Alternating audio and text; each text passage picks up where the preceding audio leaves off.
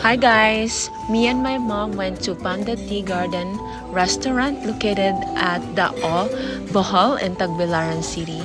And it was really great to be here. There's just something really nice, like the ambience and the people that's working in here.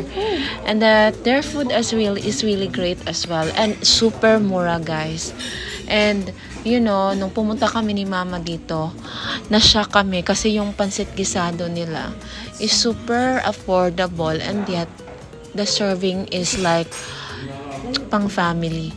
Sobrang hindi maubos si mama kaya tinulungan ko na siyang kainin.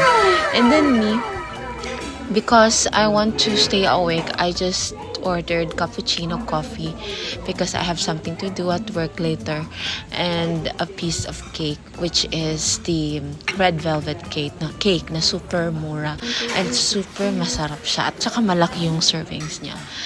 While my mom also ordered an apple juice kasi for healthy living raw, sabi niya. Pero yun nga, napakamura dito.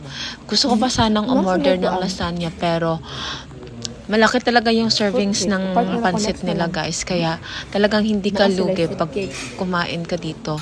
So for those people who are planning to have their vacation in Bohol, you may visit Panda Tea Garden Restaurant located in Dao, Tagbilaran City, Bohol, and you'll be amazed at how affordable their meals are. Super.